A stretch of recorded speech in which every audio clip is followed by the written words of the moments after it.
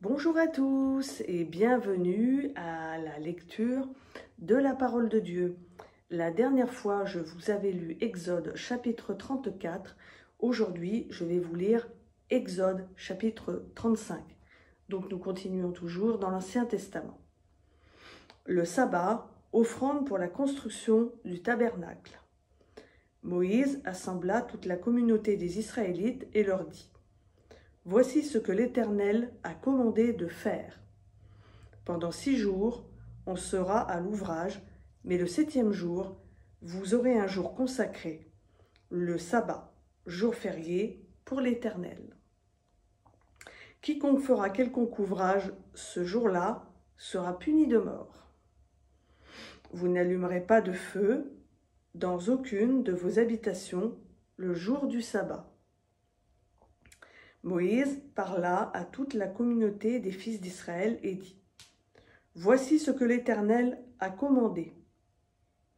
Prenez sur ce qui vous appartient un prélèvement pour l'Éternel.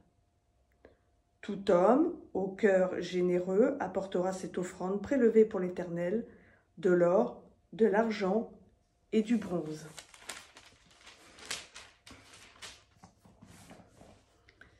Des étoffes violettes, pourpres et cramoisies, du fin lin et du poil de chèvre, des peaux de bélier teintes en rouge et des peaux de dauphin, du bois d'acacia, de l'huile pour le candélabre, des aromates pour l'huile d'onction et pour le parfum odoriférant, des pierres d'onyx et d'autres pierres pour la garniture de l'éphod et du pectoral. Que tous ceux d'entre vous qui ont de l'habileté viennent exécuter tout ce que l'Éternel a commandé. Le tabernacle, sa tente et sa couverture, ses agrafes, ses planches, ses traverses, ses colonnes et ses socles, l'arche et ses barres, le propitiatoire et le voile qui sert de rideau, la table, ses barres, tous ses ustensiles et les pains de proposition, le candélabre, ses ustensiles, ses lampes et l'huile pour le candélabre, l'autel des parfums et ses barres, l'huile d'onction et le parfum aromatique, le rideau de la porte pour l'entrée du tabernacle, l'autel des holocaustes, sa grille de bronze, ses barres et tous ses ustensiles, la cuve et sa base.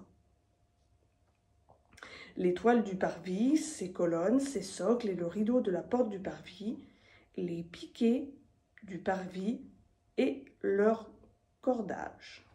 Les vêtements spéciaux pour le service dans le lieu saint, les vêtements sacrés pour le sacrificateur Aaron et les vêtements de ses fils pour le sacerdoce. Toute la communauté des Israélites sortit de la présence de Moïse. Tous ceux dont le cœur était bien disposé et l'esprit généreux vinrent apporter à l'Éternel une offrande prélevée pour l'ouvrage de la tente de la rencontre, pour tout son service et pour les vêtements sacrés. Les hommes vinrent aussi bien que les femmes. Quiconque avait le cœur généreux apporta une boucle, un anneau, une bague, un médaillon, toutes sortes d'objets d'or, de même tout homme qui fit le geste de dédier de l'or à l'Éternel. Tous ceux qui avaient des étoffes violettes, pourpres et cramoisies, du fin lin et du poil de chèvre, des peaux de bélier teintes en rouge et des peaux de dauphin les apportèrent.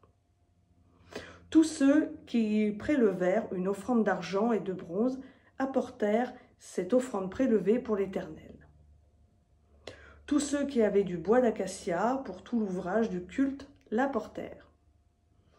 Toutes les femmes qui avaient de l'habileté filèrent de leurs mains. Elles apportèrent ce qu'elles avaient filé, des étoffes violettes, pourpres, cramoisies et du fin lin. Toutes les femmes dont le cœur était bien disposé et qui avaient de l'habileté filèrent du poil de chèvre. Les princes du peuple apportèrent des pierres d'onyx et d'autres pierres pour la garniture de l'éphod et du pectoral, des aromates et de l'huile pour le candélabre, pour l'huile d'onction et pour le parfum aromatique.